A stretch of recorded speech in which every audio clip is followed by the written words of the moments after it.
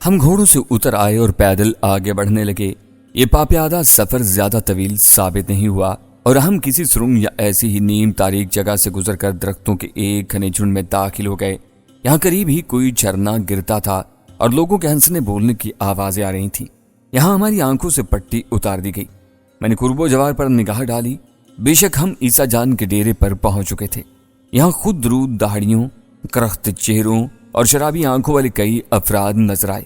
ان میں سے بیشتر سامنے ایک چشمے پر نہا رہے تھے اور کپڑے دھو رہے تھے۔ دو طویل رسیوں پر درجنوں شلواریں، قمیصیں اور چادریں جھول رہی تھیں۔ ان میں مجھے 2-3 زنانہ لباس بھی نظر آئے۔ سامنے ایک پتھریلی دیوار پر گولیوں کے ان گنت نشان تھے۔ غالباً یہاں نشانے کی مشق کی جاتی تھی۔ پھلاہی، چنار اور ممانی کے گھنے درختوں میں پتھریلی دیواروں والے کوئی درجن بھر کوٹھے نظر آ رہے تھے۔ یہاں ایک استبل نما احاطے میں 15-20 گھوڑے اور چند خچر بھی بندھے ہوئے تھے۔ اس استبل کی دیواروں پر اپلے لگائے گئے تھے۔ یہ اپلے اس بات کا ثبوت تھے کہ یہاں گائے بھینس بھی پائی جاتی ہیں۔ ہمیں نیچی چھت والے ایک کمرے میں لے جایا گیا۔ زمین پر بہت مٹیلی چٹائی بچھی تھی اور دیواروں پر چند کلہاڑیاں آویزاں تھیں۔ یہاں پہنچ کر راجہ رحیم نے ہم سے رائفلیں لے لی تھیں۔ ایک بار پھر میرے ذہن میں رینگتے ہوئے خدشات پھن پھیلا کر پھنکارنے لگے۔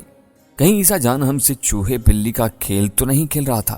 عباس خان کی خوش الحانی اپنی جگہ، لیکن اتنے اہتمام سے ہمارا یہاں لایا جانا اندیشوں کا جواز پیدا کر رہا تھا۔ ان اندیشوں کے ساتھ ساتھ ذہن میں ایک عجب طرح کی سنسنی بھی بھری ہوئی تھی۔ یہ سنسنی پہاڑی ریستوران والے ڈیرے سے روانہ ہوتے ہی رگوں میں سرایت کرنے لگی تھی اور اب پورے وجود کا احاطہ کر چکی تھی۔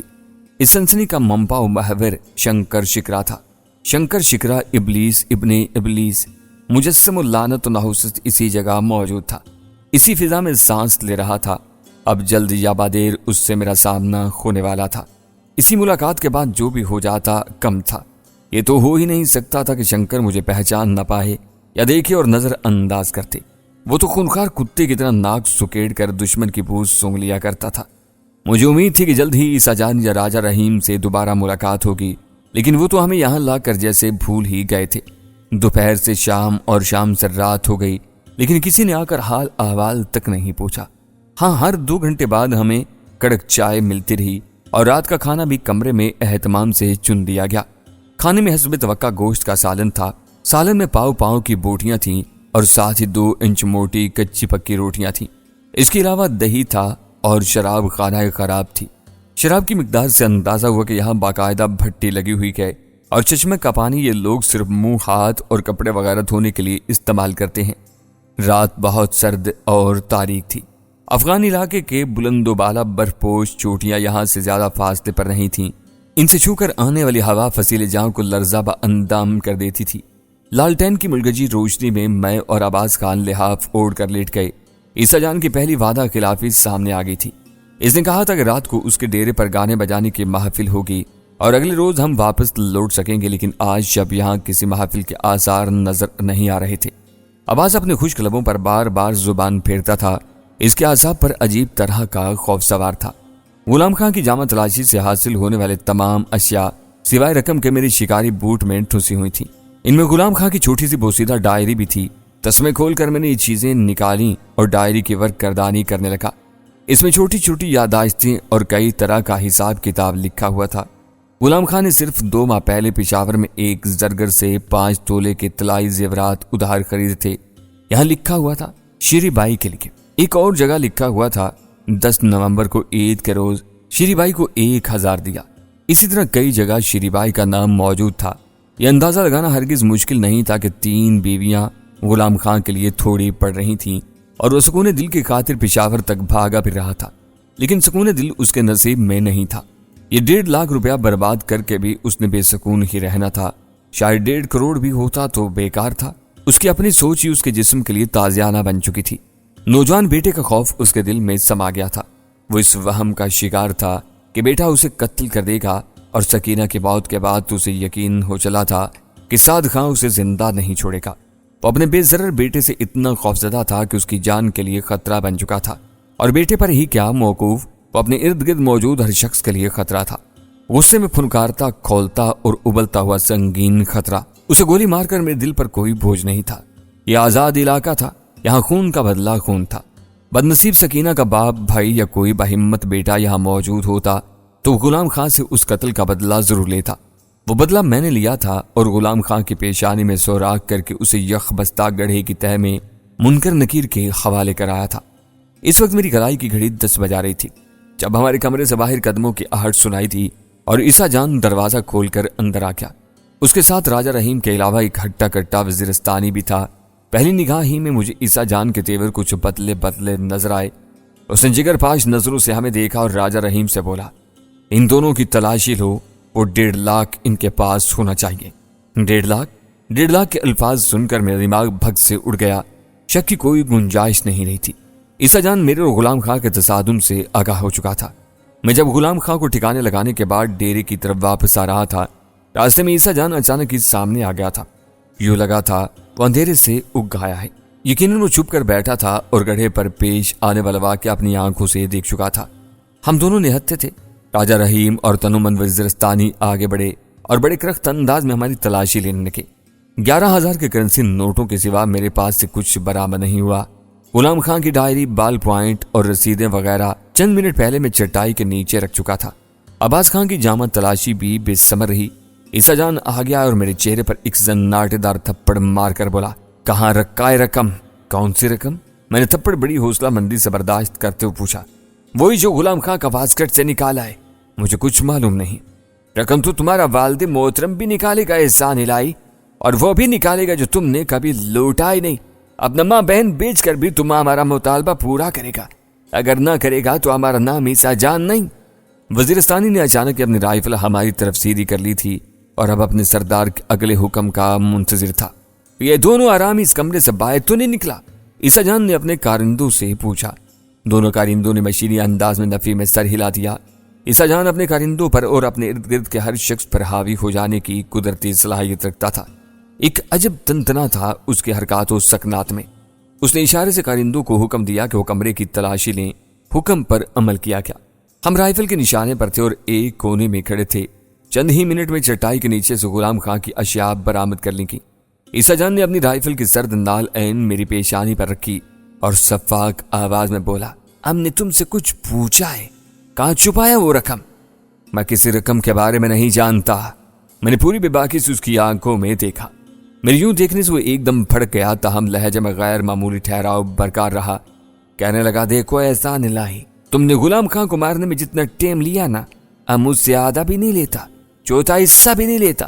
اب میں بتاؤ، غلام خان کا سرخ رومال اور اس میں بندھا ہوا 1.5 لاکھ روپیہ کہاں ہے؟ میں نے دیکھا اس کی انگلی لبلبی پر تھی۔ غلام خان نے اس انگلی کو سمجھنے میں غلطی کی تھی اور مار کھا گیا تھا، لیکن میں غلطی نہیں کر رہا تھا۔ میں نے لبلبی پر رکھی ہوئی ایسی کئی انگلیاں دیکھی تھی۔ مجھے معلوم رہتا تھا کون سی انگلی حرکت کر سکتی ہے اور کون سی نہیں۔ عیسیٰ جان کی انگلی کم از کم اس وقت حرکت نہیں کر سکتی تھی۔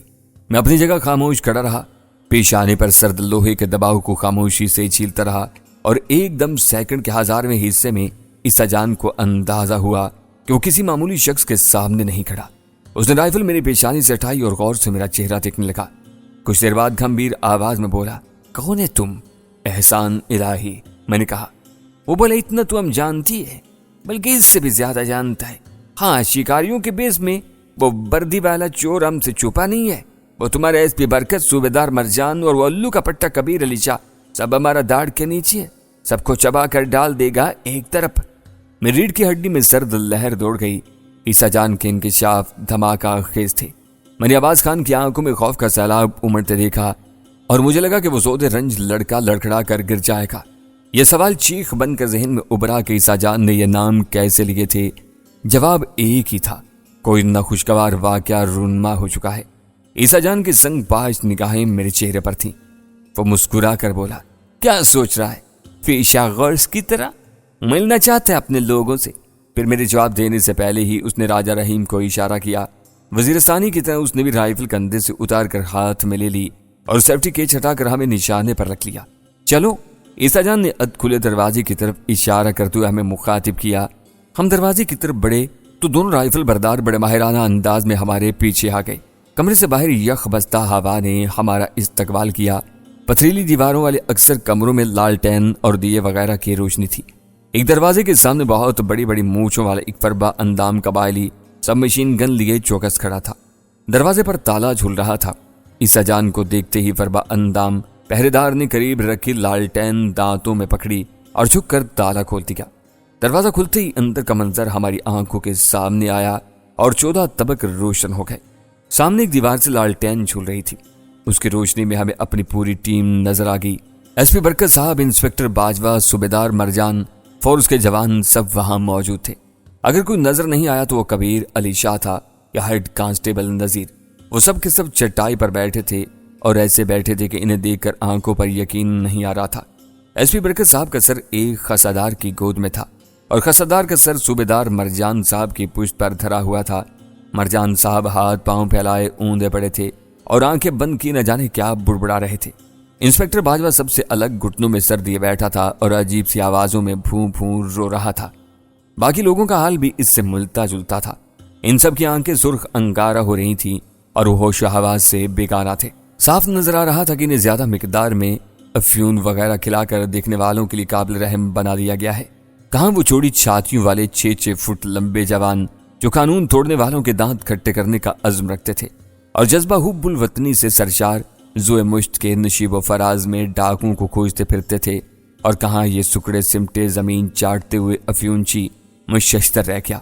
यकीनन इन्होंने खुद से तो ये लानती नशा नहीं किया होगा। इन्हें जबरदस्ती बल्कि बाजोरे बाजू इस हाल को पहुंचाया गया था। एसपी बरकत साहब ने अपनी चुंधियाई हुई आंखों से मेरी तरफ देखा। सर जैसे उनके कंधों पर संभल नहीं पा रहा था। कुछ देर मुझे पहचानने की कोशिश करते रहे, फिर बेदम होकर दोबारा खसादार की झोली में ढह गए। एक लांस नाइक मेरे बिल्कुल करीब बैठा था।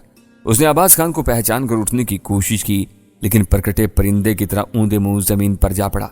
इसके मुंह से राल बह रही थी। ईसा जान के इशारे पर फरबा अंदाम चौकीदार ने दरवाजा फिर मुकफ्फिल कर दिया। राइफलों की जद में हम दोनों को वापस पहले वाले कमरे में लाया गया। ईसा जान अब पहले से ज्यादा बाएतमाद नजर आ रहा था। गालिबन इस एतमाद में गूं न गूं इजाफे का एक सबब अब्बास खान के चेहरे पर फैली हुई जर्दी और बदहवासी भी थी।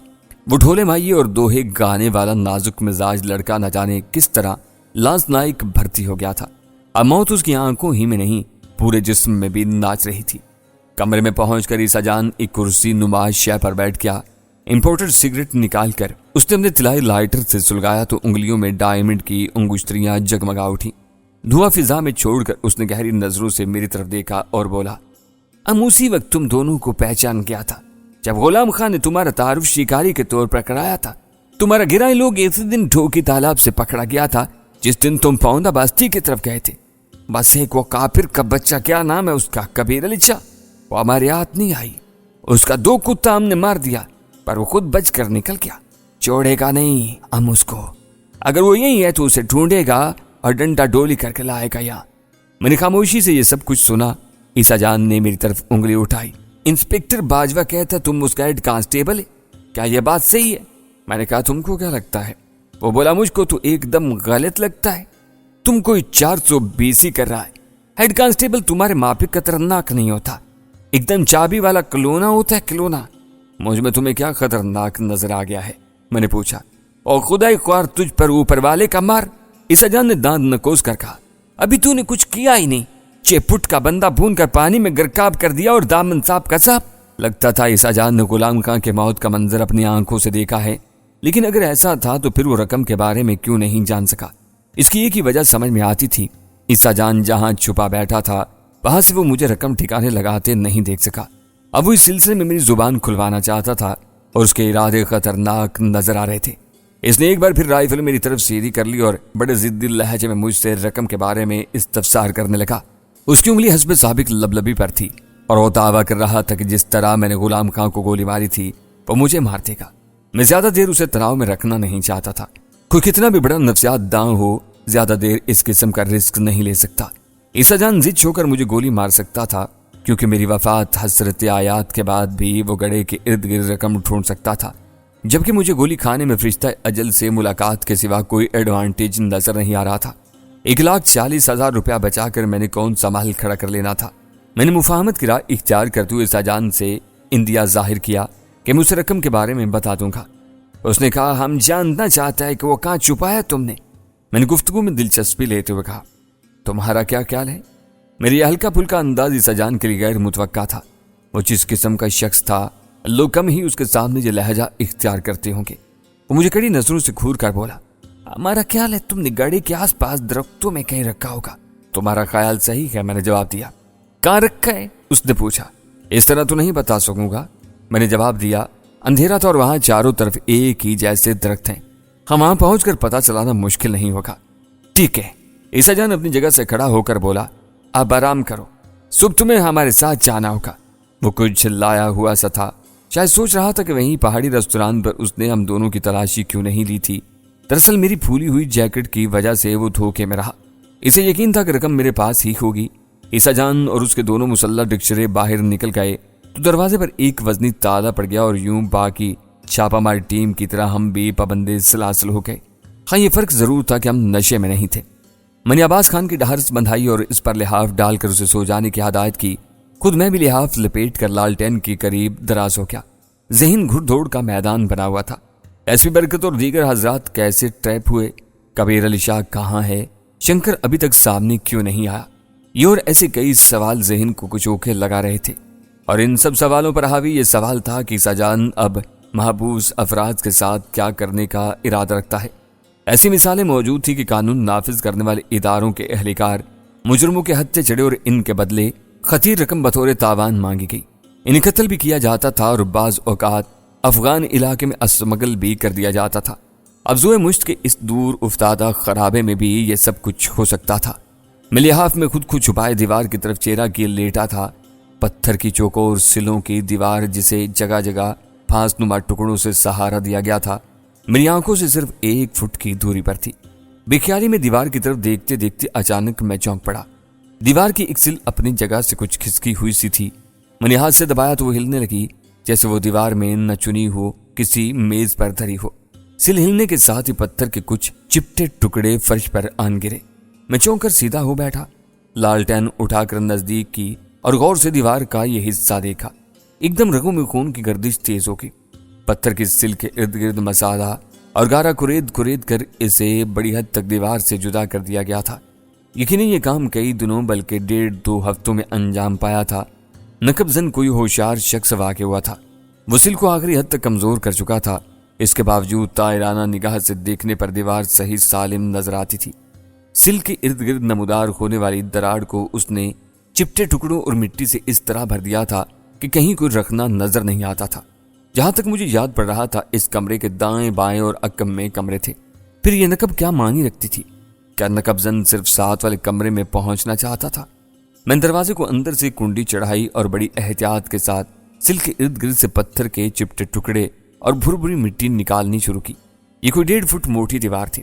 نقب زن سل کے چاروں طرف تقریباً 1 فٹ کا خلا پیدا کر چکا تھا۔ شاید اسے 1 دن اور ملتا تو اس خلا کو آر پار کر دیتا۔ سل کے چاروں طرف یہ خلا 2 انچ چوڑا تھا، لیکن کہیں کہیں یہ چوڑائی 4 انچ سے تجاوز کر رہی تھی۔ جہاں چوڑائی زیادہ تھی وہاں کریدنے کا کام زیادہ آسانی سے ہوا تھا، لہذا خلا گہرا ہو گیا تھا۔ میں نے کلائی کی گھڑی دیکھی، 11:30 بج رہے تھے۔ سردیوں کی طویل رات ابھی اپنے ابتدائی مراحل میں تھی۔ یوں لگ رہا تھا کہ ایک لمبی سلاخ اگر میرے پاس ہو تو 10-15 منٹ کی کوشش سے میں یہ چوکور سل اس دیوار میں سے باہر کھینچ سکتا ہوں۔ کھانے کے برتن ابھی تک کمرے کے ایک گوشے میں دھرے تھے۔ میں نے وہاں سے سالن کا بڑا چمچ لیا اور اس کی ڈنڈی سے دیوار کا کچا مسالہ کریدنے لگا۔ یہاں سے خلا کی چوڑائی زیادہ تھی، لہذا میرا پورا ہاتھ اندر جا رہا تھا۔ شروع میں دقت ہوئی، لیکن جلد ہی سرخ بھری مٹی باہر آنے لگی۔ کام اتنا آسان بھی نہیں تھا جتنا نظر آ رہا تھا۔ 2 گھنٹے کی لگاتار جدوجہد نے مجھے پسینے میں شرابور کر دیا اور چمچ مسلسل استعمال سے ٹیڑھا ہو کر رہ گیا۔ عباس خان بھی اب جاگ چکا تھا اور یہ سارا منظر حیرت اور خوف کے ملے جلے تاثرات سے دیکھ رہا تھا۔ وہ اس مہم جوئی کے حق میں نہیں تھا، لیکن میرے سامنے زبان بھی نہیں کھول سکتا تھا۔ اس کے چہرے سے آیا تھا کہ دل ہی دل میں وہ میری ناکامی کے لیے دعا گو ہے۔ احسان صاحب، ہم کو لگتا ہے کہ یہ دیوار 1.5 فٹ کا نہیں ہے۔ 1.5 فٹ کا ہوتا تو اب تک آپ کا ہاتھ آر پار ہو چکا تھا۔ ابھی الفاظ اس کے منہ ہی میں تھے کہ میرا ہاتھ آر پار ہو گیا۔ مسالہ اور کنکر وغیرہ پرشور آواز سے ساتھ والے کمرے میں گرے۔ آواز معمولی تھی، لیکن شب کے گھمبیر سناٹے میں سے پرشور کہے بنا چارہ نہیں تھا۔ عباس خان سہم کر رہ گیا۔ اس کے سہمنے کی وجہ نہایت معقول تھی۔ دیوار میں سوراخ نمودار ہوتی دوسری جانب سے مدھم نسوانی بڑبڑاہٹ سنائی دی تھی۔ پھر کوئی لڑکی یا عورت قابیدہ آواز میں چیخی تھی۔ اس کے بعد دیوار کی دوسری جانب دھڑ دھڑ دروازہ بجنے کی آواز آئی اور عورت زور زور سے چلانے لگی، دروازہ کھولو، میں کہتی ہوں بالی خاں دروازہ کھولو، بالی خاں بالی خاں۔ وہ مسلسل پکارتی جا رہی تھی۔ عورت کا لب و لہجہ غیر مقامی تھا، وہ اردو بول رہی تھی۔ نہ جانے کیوں میری چھٹی اس نے پکار کر کہا، یہ بھی ہماری ہی طرح کوئی مجبور اور لاچار ہستی ہے۔ میں نے دیوار کے سوراخ سے منہ لگایا، پھر جوں ہی عورت چیختے چیختے سانس لینے کے لیے رکی، میں نے تیز سرگوشی کی، میری بات سنو بہن، میری بات سنو، میں دشمن نہیں ہوں۔ عورت کی چیخو پکار تھم گئی۔ مجھے محسوس ہوا کہ اس نے میری آواز سن لی ہے اور میری اردو دانی نے اسے چونکا دیا ہے۔ بہن میری بات سنو، میں درخواست کے لہجے میں کہا، میں آپ کی مدد کر سکتا ہوں، ہم دونوں ایک دوسرے کی مدد کر سکتے ہیں۔ اندھیرے میں چلایا وہ یہ تیر بھی نشانے پر لگا، سوراخ میں چمکتی ہوئی روشنی کا زاویہ تبدیل ہوا۔ مجھے اندازہ ہوا کہ عورت لالٹین لے کر کمرے کی درمیانی دیوار کی طرف آ رہی ہے۔ کون ہو تم؟ سوراخ کے قریب سے ایک نہایت ڈری سہمی سی آواز ابھری۔ آپ کی طرح کا قیدی ہوں میں بھی، باخدا آپ کو مجھ سے ڈرنے کی ضرورت نہیں، آپ جو قسم کہیں میں کھانے کو تیار ہوں۔ کیا چاہتے ہو تم؟ آپ کا اعتماد اور تعاون۔ میں کچھ سمجھی نہیں، اور یہ دیوار کیوں توڑی ہے تم نے؟ کیا اس سے پہلے بھی تم ہی اس دیوار کو کھود دیتے تھے؟ جی ہاں، میں نے بے ضرورت جھوٹ بولا، بڑی مشکل سے آپ تک پہنچا ہوں۔ اب تھوڑی سی ہمت آپ کریں، جو کام میں کئی گھنٹوں میں نہیں کر سکتا وہ آپ 10-15 منٹ میں کر لیں گی۔ اگر کوئی آئینی سلاخ یا اس قسم کی چیز آپ کے پاس ہے تو اپنی طرف سے اس سل کو میرے کمرے میں دھکیلنے کی کوشش کریں۔ لیکن تم چاہتے کیا ہو؟ عورت کے لہجے میں بدستور خوف کی لرزش تھی، ویسے وہ کوئی پڑھی لکھی خوش اتوار خاتون معلوم ہوتی تھی۔